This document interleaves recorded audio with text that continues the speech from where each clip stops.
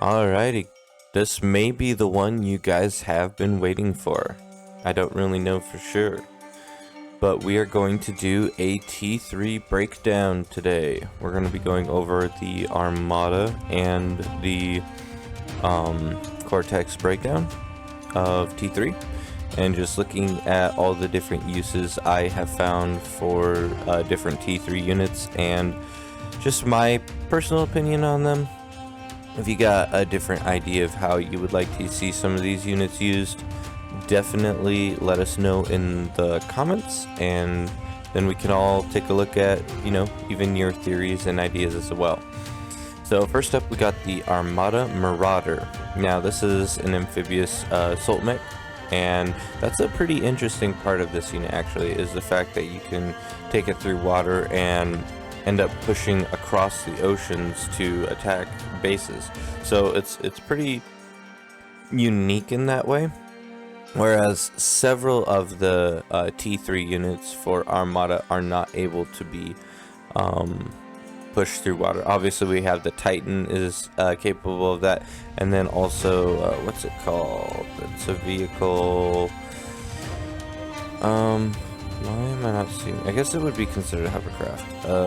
The lunkad. The lunkad is also capable of doing that as well. And so we have Titan, lunkad, and the Marauder are the three T3 units that are capable of amphibious assault. The metal cost on this is, I believe, the lowest metal cost out of all the T3 units. The only other one might be the lunkad. Might be about the same cost. Let's see. Oh, nope, lunkad is a bit more expensive as well. So, yep, it is the cheapest T3 unit for Armada, and for that reason, especially on All That Glitters, you'll see lots of Marauder rushes, like in the canyon side, where they try to get a bunch of early Marauders up. And because of the speed they have, they'll push down the canyon and then usually catch the other player off guard. And that can be a complete win all the way through to the economy side. And usually down by the air player, they'll just break through that whole side. So definitely watch for that if you're playing glitters, because these guys will catch you off guard pretty easily. And other maps, you know, they could be used in that same way, but often are a little bit less coordinated because, you know, the game hasn't developed quite a meta heavy gameplay yet, so on a lot of these other maps.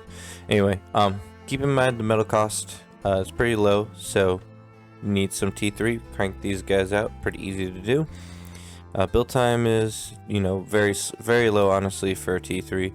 Health is okay, you know, 5,000 health is not the greatest. I more consider this a T2 unit than a T3 unit, because I mean any T2 unit can handle these, just not in large quantities.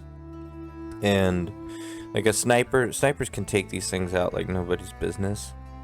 They're just essentially a super fast tank.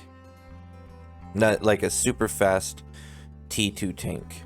I think of the Bull. I'm not really sure exactly where the health comparison is there. I want to check that out. A Bull. So yeah, it has about the same amount of health as a Bull, and it's about the same cost actually. A little bit less, a little bit more energy cost, but the metal cost is comparable.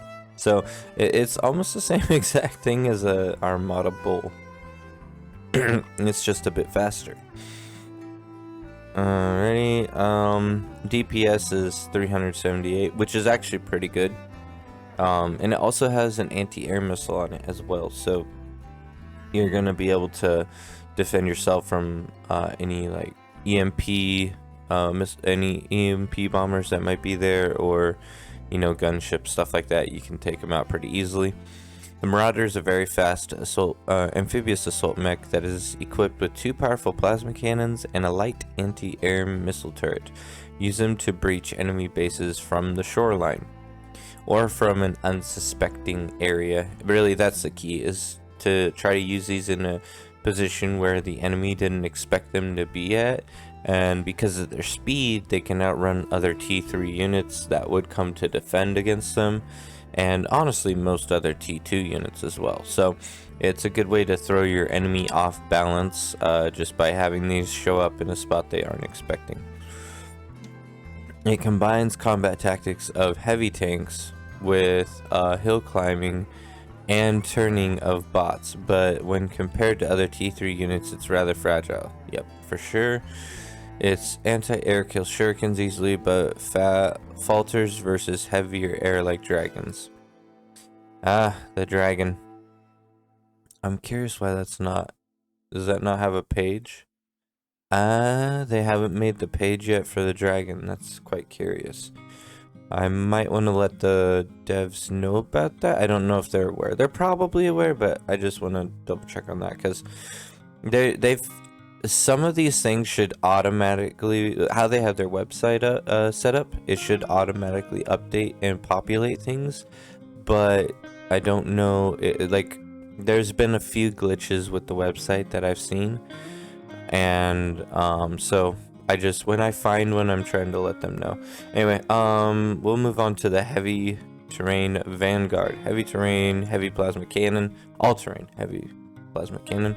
The Vanguard, it's a mobile artillery piece, and it has pretty decent range. I see these built mainly when you're able to use the all-terrain ability. You can get these posted up on top of a mountain range somewhere and just shell your enemy. And they're decent, like, decently fast for a T3. And I know it doesn't look very fast, it's 33, but it's not like that slow compared to the Titan. Oh, I thought it for sure it was the same speed as the Titan, but it's a little bit slower. Anyway, they're the T3 artillery piece for Armada, but they really don't compare to the artillery pieces for Cortex. Cortex has things like the Catapult. This thing launches a huge volley of missiles that does massive AoE damage, whereas Armada's is a single artillery shot that does like okay damage. I mean, look at the damage variation here. 300 damage, 300 damage per second versus 600 damage per second. Almost the exact same range. Metal cost, let me see. It's a little bit more expensive, but I think it's well worth it. You know, well worth that extra metal for double the damage, right? So yeah, the catapult is, in my opinion, far superior to the Armada Vanguard. The one benefit that the Vanguard does have is the mobility of climbing up mountains. The Vanguard is an experimental all-terrain mech that's equipped with a heavy plasma cannon. Gain an advantage point by traversing where other units cannot go, and that's really how you have to use them if they're going to be like super effective, because they're semi-fragile at 10,000 health. I mean, that's not like really bad, but you know, for T3 units, it's not a tanky unit at all, so you don't really want this thing getting hit, as you would expect. So yeah, try to gain the advantage with going up where other units cannot go, like mountains and cliffs, because that's really where you're going to see the value on the metal cost here. Its cannon can outrange every land unit in the game other than the Catapult. However, their slow movement makes them vulnerable to raids with fast units. Sure, and honestly, the Catapult is, in my opinion, a bit stronger. But honestly, Cortex has a lot of stronger units the later game. In my opinion, the later the game goes, the more Cortex gains the advantage. Just based on what I've seen and how their economy works, I feel that is true. You may disagree. Let's move on to the battle mech. We got the Razorback. This is one of my favorite units, honestly. I really love the Razorback for an early T3. This thing can defend against a push of what are they called? Marauders. You can just defend against an entire push of Marauders with 1 or 2 of these guys. They have such high DPS. Look at this, 10 or 1000 DPS. That's insane. That's just insane damage. Now, obviously, it has a laser fall off. So, in order to achieve that 1000 damage per second, you have to have the exact closest range of fire. So at 200, it'll be like 700 damage per second. At 400 range, weapon range, it'll be at probably like 500 damage DPS. And at like point blank, it's gonna be 1000 DPS. So keep in mind, with laser weapons, you want to push up on your enemy and be as close to them as possible when you're firing in order to achieve the maximum DPS possible. The Razorback is a fast experimental battle mech armed with 2 powerful rapid fire laser guns. It rips enemies apart. Excuse me. Even accounting for laser damage fall off with range. It can also accurately target and shoot down air units, making it dangerous to engage with gunships. Perfect as an anti-swarm and anti-heavy units alike, a rare combination. Yes, but it is a little bit more fragile. So if you're up against like heavier T3 like the Thor or the Titan, then you're gonna be struggling to kill them with this because of the amount of health they have. It's just gonna be a bit tougher to take those out. So what I recommend doing is having these as like a support unit that, you know, kind of like you would use a pawn if you were playing bots. You'd want to kind of get up behind your other T3s and push up behind them to gain the what do you call it?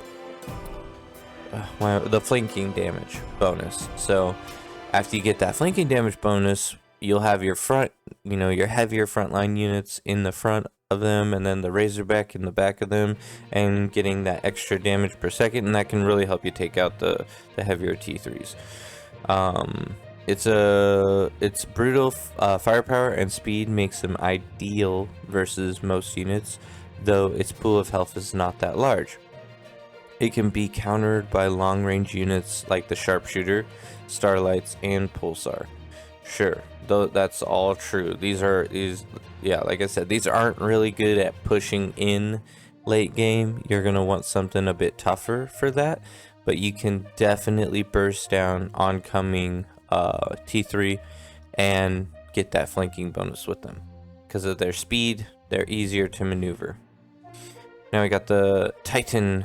This thing is super powerful, and I just want to say here, these points, I think they might be adding these to every single unit in the game, but they just have it for the Titan for now. It shows the long-range tachyon laser. That's so awesome to me. Like, how cool is that to have every piece being visible like this? That's absolutely awesome. Heavy missile launcher. Then you have the biggest armada bot, just a simple fact about it. And then close quarter impulse cannons, both of them. And then what is this? This is our self-destruct reactor core. So I love the fact that they put a little bit of even extra information in here so that you can see every single part of what the mech does. That's super awesome to me. Anyway, 13,000 metal, so a very heavy metal cost, and you know, energy to the max, everything to the max here. The strongest armada unit in the game, but has 70,000 health, so it packs a punch. And the awesome thing about late game is you'll see a lot of these popping out because you just have so much going on, so much metal available, that the game gets insane. I'm sure you guys have seen games like that where you just are cranking out a bunch of these guys, and it's just a huge battle of massive amounts of T3 units. That's always super exciting to see. DPS 1400, and a lot of that is just the total bursting of the laser, the missile launcher, and the pulse cannons. All of that put together increases its total DPS. So if you're at the closest range of a unit, you'll have your maximum DPS. So that means if you're only firing your missile launcher, your DPS is going to be like maybe 300. If you're firing your laser, then it'll be up to like 500, 600, and then if you get close range, you'll max out the rest of your DPS. So it's not all of that DPS all at once. The weapon range is really decent, and you can take out pulsars, basically any T2 defense systems that are up. You can really put a hammering on them with these, but as the game progresses, it can get a bit more difficult to do it, because you'll start to see heavier laser weapons for defenses like the pulsar and the bulwark coming out all across the map, and it can be pretty tough for T3 to push through it. And that's where you might end up needing to do some nukes or EMP launchers to shut down those defenses before you push in with this. The Titan is an experimental advanced assault mech, arguably the most powerful unit among the Armada land units. I would say it definitely is, packing an anti-heavy tachyon beam and vertical launch missile, the close quarter blasters with considerable AoE. The Titan can handle any land-based threat. If you self-destruct it as a last resort, the explosion could take out numerous enemies. So I would say if you get the chance when you're doing a push with T3, try to coordinate that where your mechs are getting low and you know they're only going to last what, like 5-10 more seconds. Self-destruct those puppies, because you don't want to give your team or your enemies all that extra metal. It's a bad deal. So because think of that, the wreck holds around 13,000 metal in it, and you don't want to hand over 13,000 metal to your enemy, right? So try to self-destruct these when you can as you're pushing. That way you don't throw them too much of a metal advantage. Not to mention the explosion radius, which would be pretty awesome. I haven't gotten to use that self-destruct explosion very often, but you know, just be aware of it. It is available. The Titan is a perfect frontline combatant. Its bot mobility for hills and turning combined with its amphibious nature means that it can go anywhere to fight anything. However, it's no match against the Juggernaut, which we will be getting into. Always keep screening forces around and in front of the Titan when advancing, lest it dies to a cloaked commander's D-gun. Which I'm sure we've all had that experience where a commander comes and D-guns all 20 of our T3 units. It's always the most annoying thing, right? So yeah, definitely try to use them with caution in the late game, because they can die to a D-gun pretty easily. We'll be moving on to the lunkad. Now, I made a video about the lunkad earlier in one of my early videos, and I didn't give it the proper justice it deserves, although I still believe that the lunkad does not deserve that much. It's 1000 metal, pretty weak, and it's got 500 health, very weak. The only benefit, in my opinion, to the lunkad are two things. It has a torpedo launcher to take out subs, and it is extremely mobile because it's capable of driving over water. The DPS is garbage, the health on it is garbage, and the cost for it is garbage. And so if you're not using it for the torpedo launcher and its mobility, it's not really, in my opinion, worth it.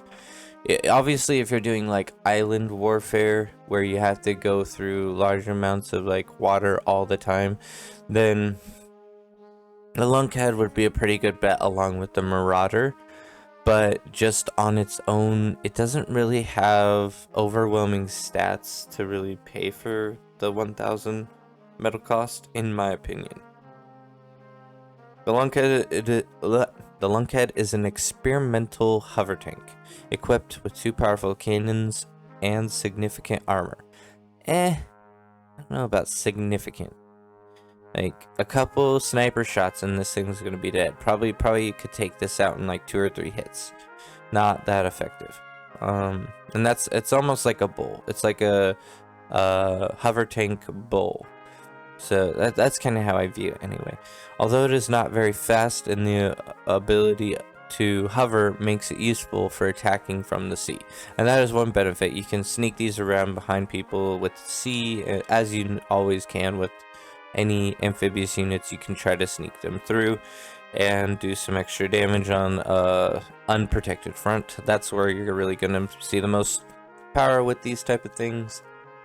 Is not as strong as other experimental units or higher tier ships, but can definitely hold its own in battle and is capable to cross and skirmish from the water. T3 hovers possess unique abilities to hit subs without being hit in turn, and that is something that you should utilize if you are going hover tanks, is help your sea out with sub fire, because a lot of the T3 sub problems end up escalate, or T2 subs end up escalating in difficulty because of the extra range they have. So having a couple lunkheads on the front trying to take out subs could be very nice for your C player, so try to do that when you get the chance. And we got one more T3, and that is the Thor. The Thor is, in my opinion, one of the best units you can build. It doesn't have quite as much health or damage as the Titan, so I like to build these in combination with Titans. I usually do like a 50-50 ratio, because the things the Titan are not good at, the Thor is very good at, and the things that Thor is not good at, the Titan is very good at. So it has a ton of health, not quite as much as the Titan.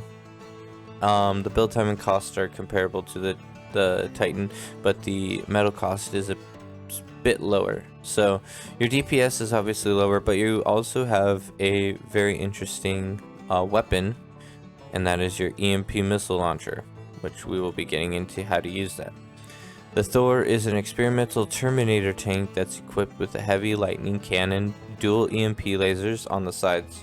So on the sides here, they have an EMP laser, both sides, and then up on the front here, it has a lightning cannon.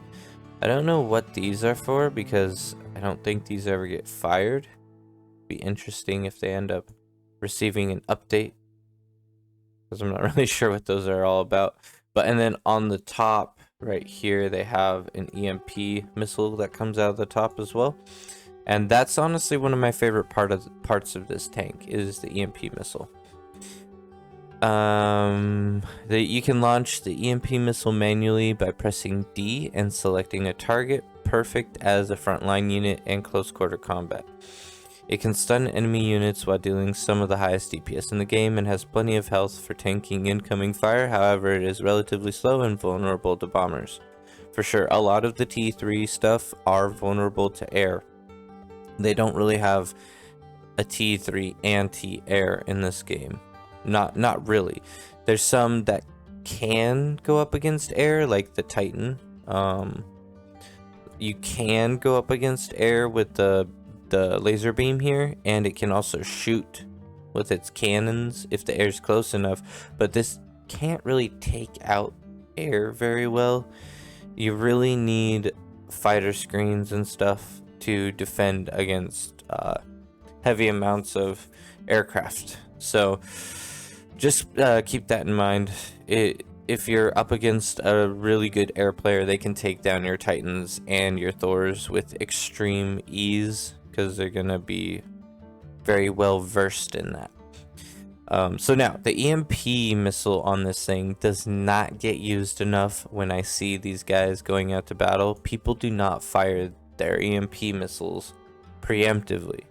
So what I'm talking about here is, before you send your T3 push in, you should get some of your Thors to take out key defense points such as pulsars, bulwarks, energy shields, larger groups of enemy units, target these with your EMP missile.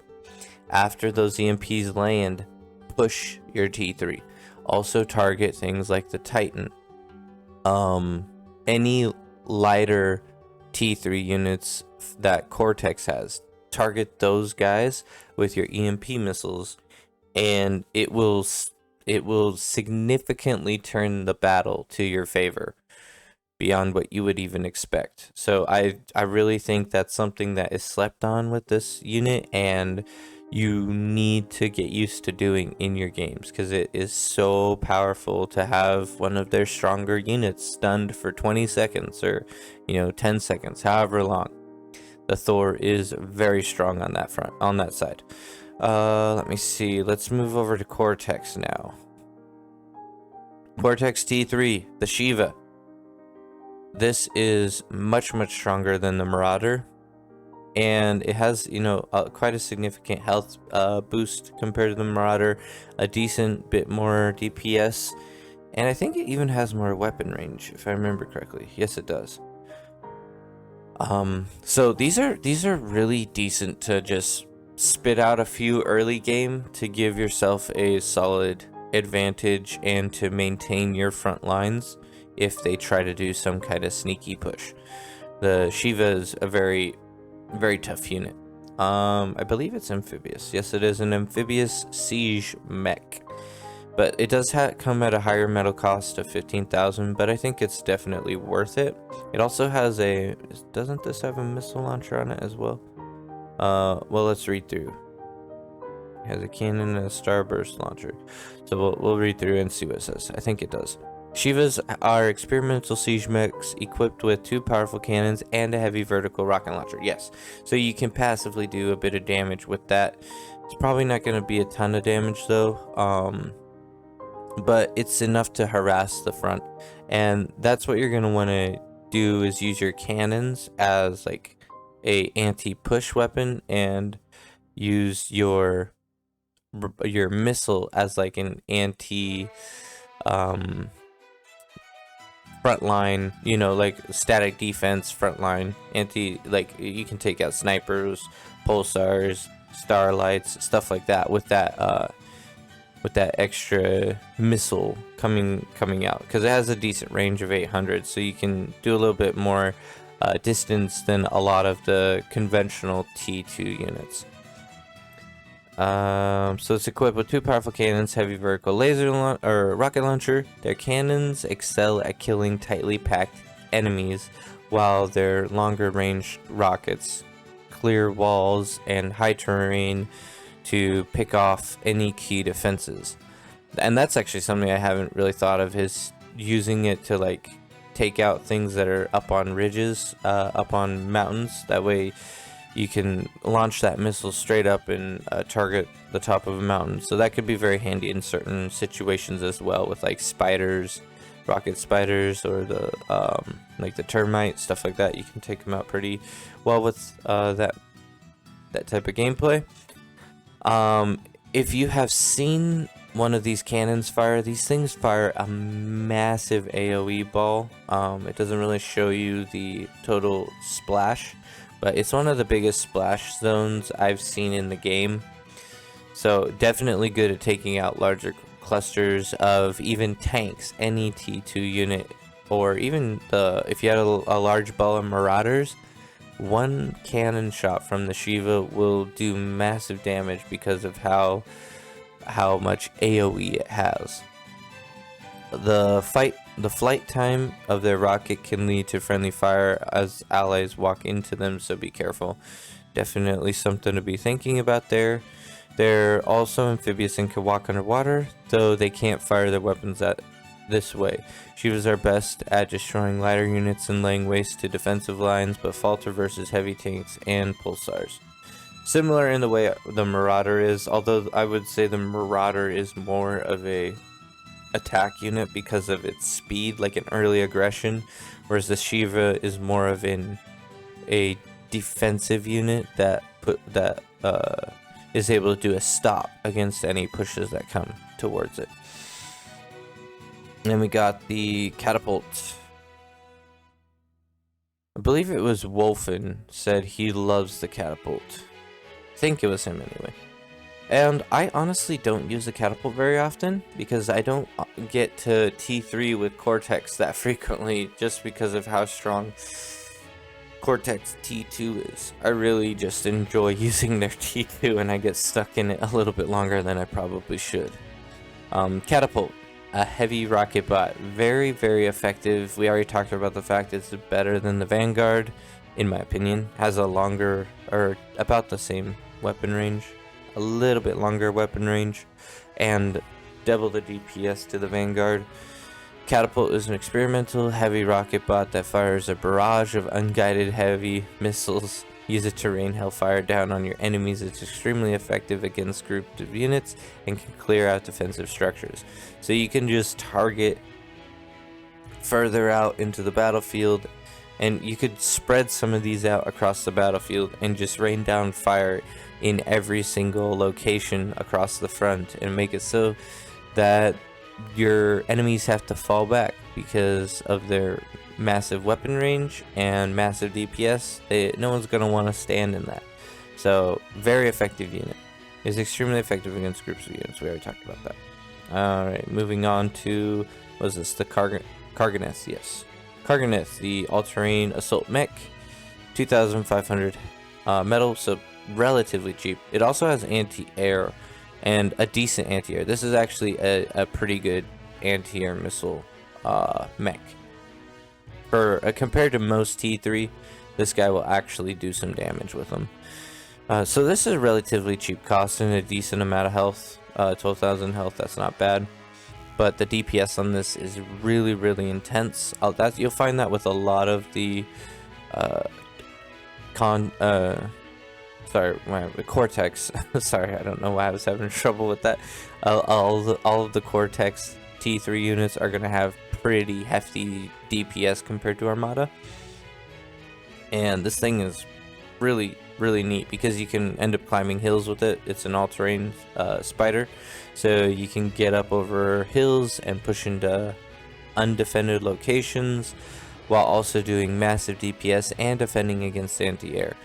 The Carnth is an experimental assault mech equipped with 2 rapid-firing homing missile launchers at 600 range.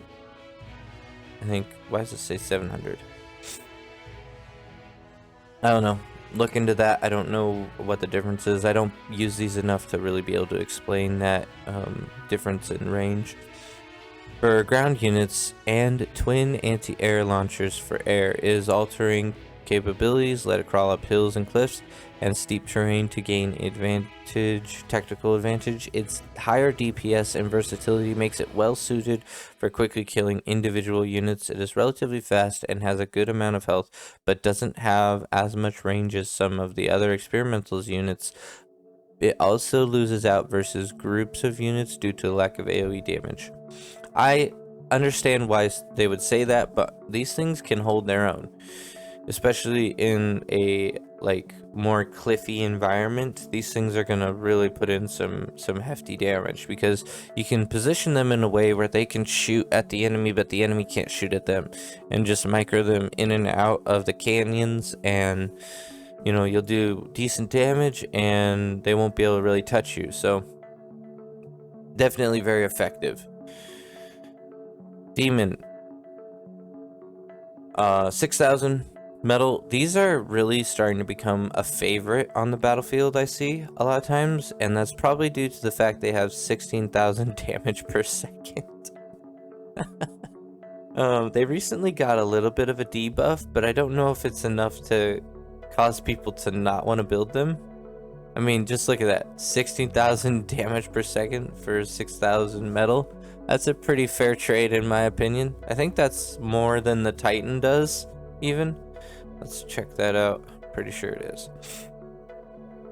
Yeah, the Titan does 14,000 and the Demon does 16,000 damage.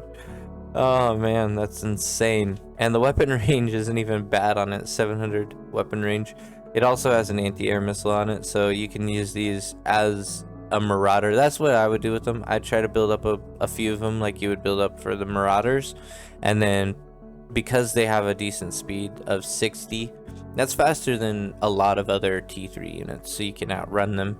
And you could try to do a push, and then in combination with the anti-air missiles, you should be able to get through to the back line and do some hefty damage on some economy, and potentially end the game.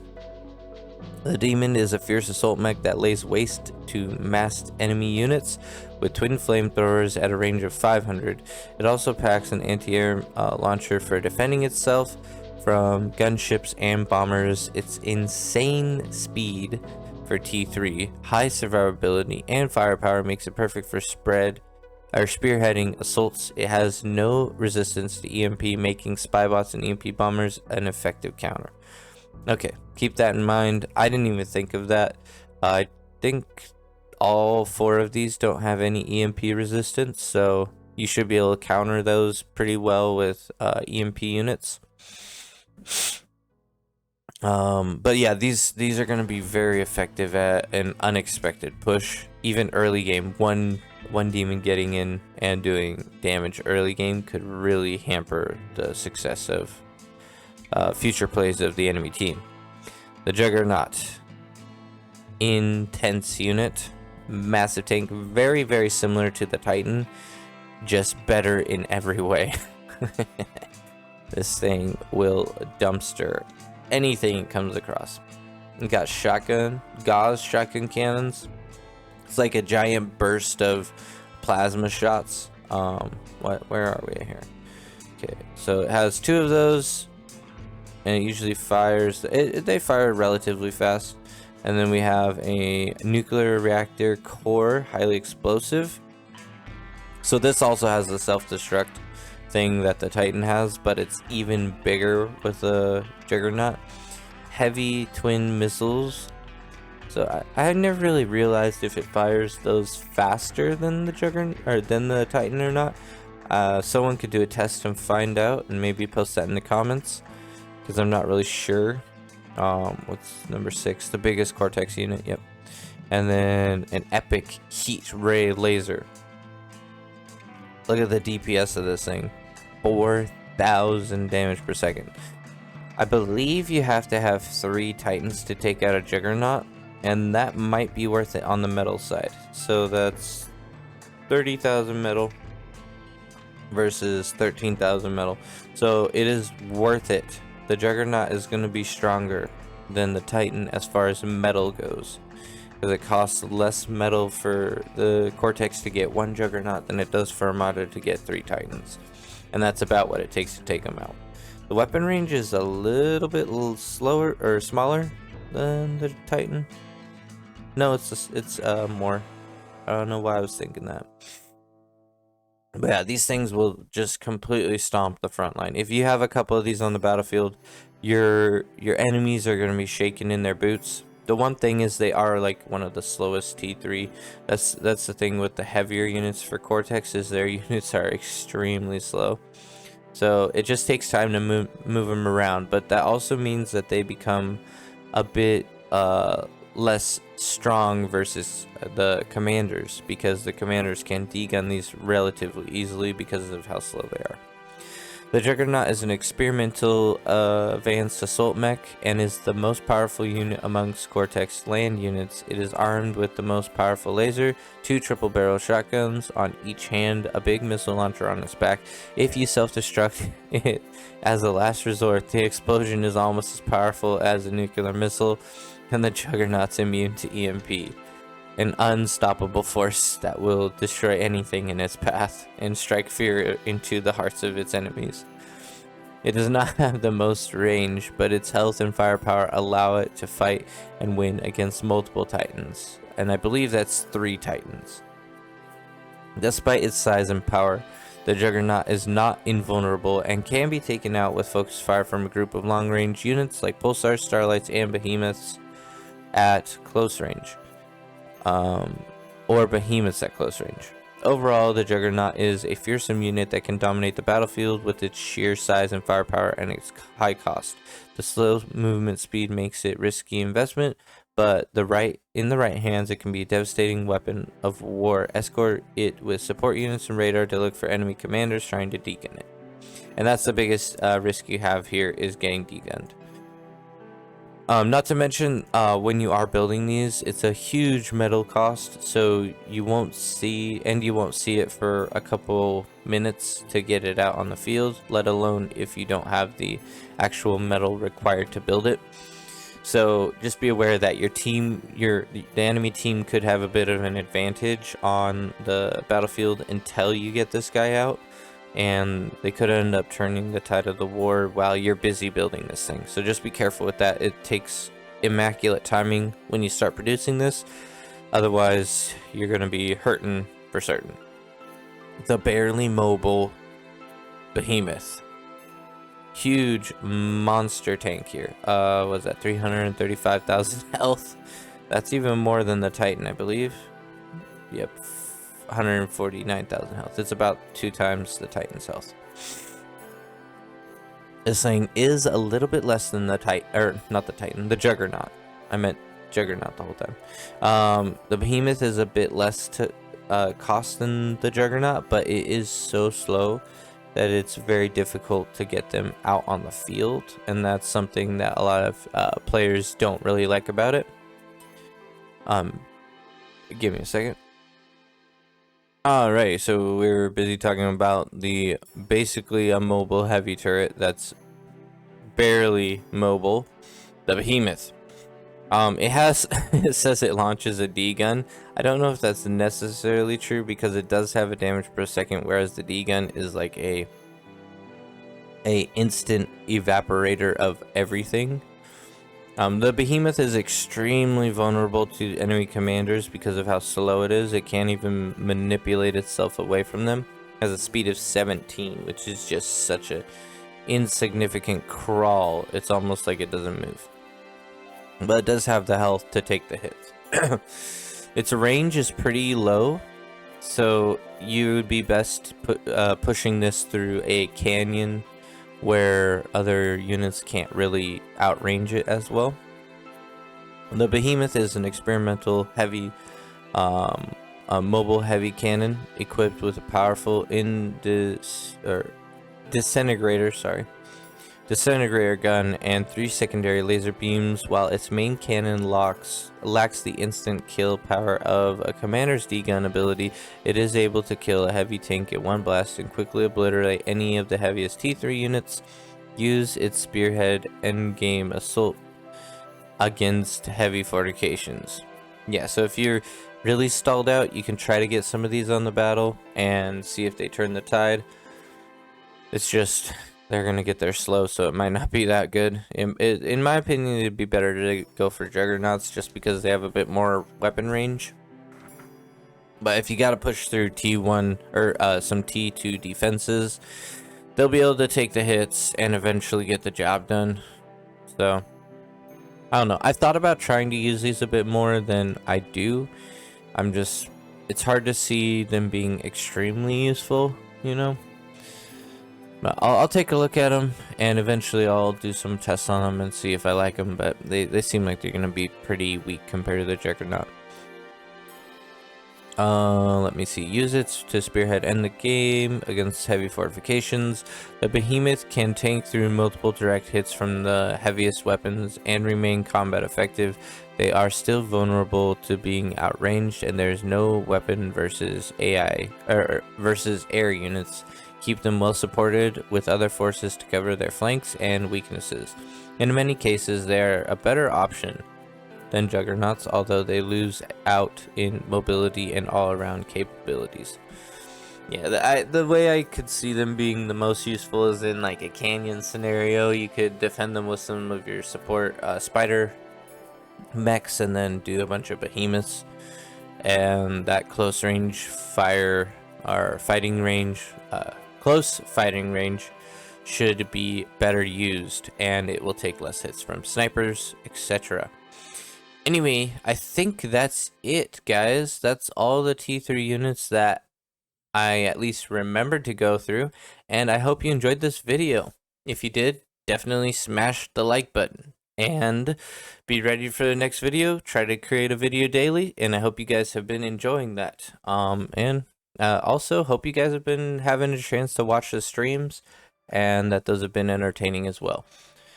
Anyway, as always, I will see you on the battlefield.